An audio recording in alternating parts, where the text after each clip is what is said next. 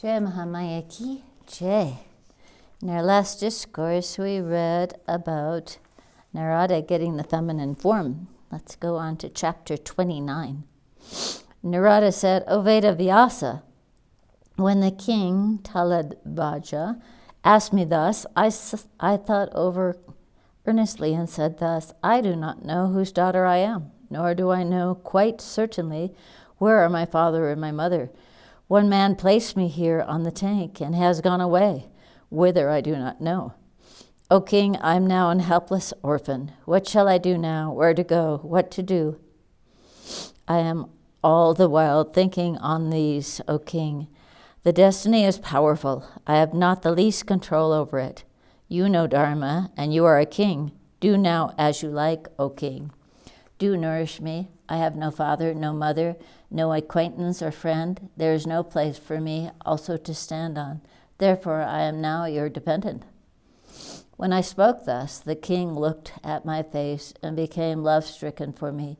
He then told his attendants to bring an excellent rectangular and spacious palanquin to be carried on 4 men's shoulders, gilt and adorned with jewels and pearls, soft sheets, spreads made of silk.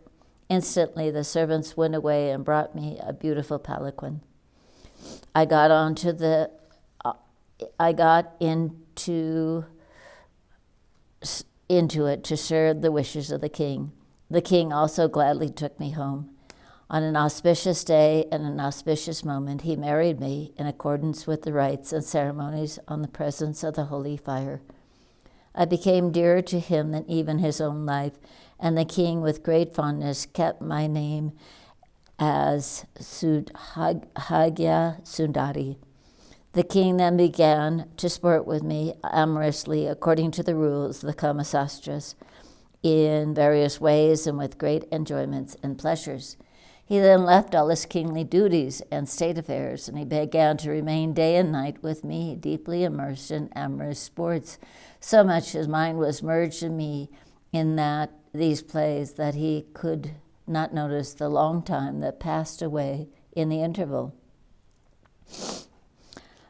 O Vedavyasa, being incessantly engaged with the king in amorous sports and remaining obedient to him, my previous body, male ideas, or the birth of Muni, nothing whatsoever came to my memory. I remained always attached to him, being obedient to him with a view to be happy, and I constantly thought over that this king is very much attached to me. I am his dearest wife. He only thinks of me. I am the chief consort, capable to give him enjoyment. My mind became entirely his, and I completely forgot the eternal Bhagavati and the knowledge of the Dharma Sastras. O Muni, thus engaged in various amorous sports, 12 years passed away, and I could not perceive this. Then I became pregnant, and the king became very glad and performed all the ceremonies. In order to satisfy me, the king used to ask me always what things I liked. I used to be very much abashed seeing this. The king used to be still more glad. 10 months went by, and in an auspicious asterism, which was favorably strong, I gave birth to a son. The king became very glad, and great festivities were held on the birth ceremony of the child. When the period of birth and purity was over, the king looked and saw the face of the child and was greatly delighted. I then became the dearest wife of the king. 2 years after, again, I became pregnant again. The king gave the name Sudanava and the second son, and on the authority of the Brahmins, kept the name of the eldest son as Dharma. Thus I gave birth to 12 sons in the course of time, to the king's great liking, and I was engaged in rearing up the children, and thus I remained enchanted. Again, in due course, I gave birth to 8 more sons. Thus my household was filled with happiness. The king performed the marriage ceremonies of all these children, and befittingly, and our family became very large with sons and their wives. Then I had some grandsons, and they increased my attachment and the consequent delusion with all their sorts of playful sports. Then my body and mind became very much troubled with sorrow sometimes and happiness at other times. Again, the quarrels with my sons and daughter-in-laws brought terrible pain and remorse in my mind.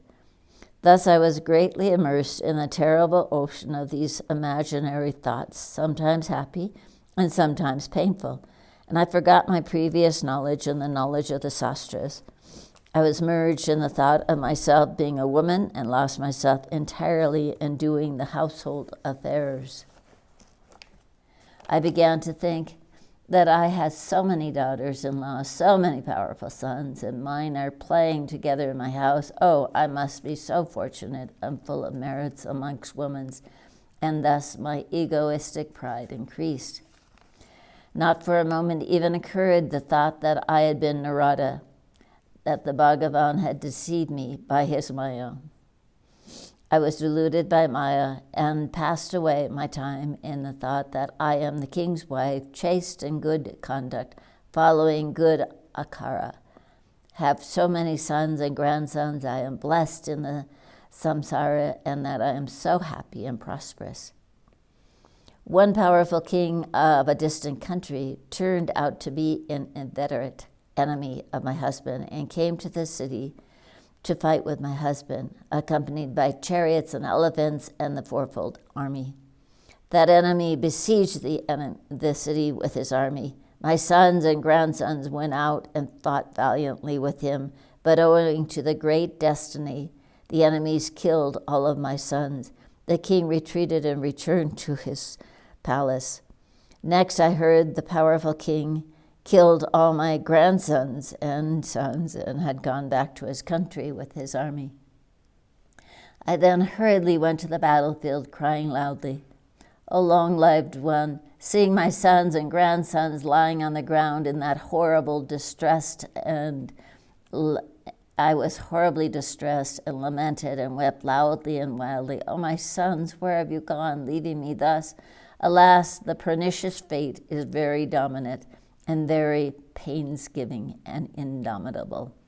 It had killed me today. By this time, the Vishnu came to me there in the garb of a beautiful Brahmin. His dress was sacred and lovely. It seemed he was versed in the Vedas. Seeing me weeping, distressed at the battlefield, he said, O Devi, O cuckoo-voiced one, it seems you are the mistress of a prosperous house, and you have just husband and sons, O thin-bodied one. Why are you thus lamenting and feeling yourself distressed? All this is simply illusion caused by the moha. Think, who are you? Whose sons are these? Now think your best there hereafter. Don't weep. Get up and be comfortable, O good-eyed one.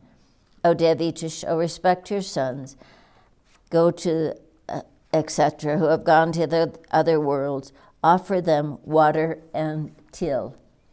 The friends of the deceased ought to take their bath in a place of pilgrimage. Never they should bathe in their own homes. Know this as ordained by Dharma. When the old Brahmin thus addressed me, I said, I and the king and others' friends got up. Vishnu, causing this creation in the form of Brahman, led the way, and I followed him quick to that sacred place of pilgrimage. Then Vishnu, the Lord of Hari, in the form of Brahman, kindly took me to the tank named Tirtha, male tank, and said, O one, going like an elephant, better take your bath in this tank, forego your sorrow that are of no use. Now the time has arrived to offer water to your sons. Better think that you had millions of sons born to you in your previous births, and for that your millions of sons and daughters lost their lives. You had millions of fathers, husbands, and brothers, and you've lost them again, O Devi. Now tell me, for whom are you grieving? All these, then, are recently mental phenomena. This world is full of delusion, false, like a mirage, and dreamlike. The embodied souls simply get pains and sorrows and nothing else. Narada said, On hearing his words, I went to bathe in the special male tank, as ordered by him. Taking a dip, I found that in an instant I became a man, and Vishnu, in his own proper form, was standing on the edge with a lute in his hand. When getting out of the water, I came to the bank and saw the lotus-eyed Vishnu. Pure consciousness then flashed in my heart. Then I thought that I am Narada. I have come to this place, and being deluded by the Maya of Vishnu, I got the female form. When I was thinking thus, Vishnu exclaimed, "O Narada, get up. What are you doing, standing in the water?" I was astonished, and recollecting my feminine nature, very severe indeed, began to think why I was again transformed into a male form. Here ends the 29th chapter of the 6th book on Narada getting again his male form in the Mahapuranam, Srimad Devi Bhagavatam of 18,000 verses by Maharishi Veda Vyasa. Jai Mahamaya ki jai, Vishveshwari Mata ki jai, Bole Baba ki jai.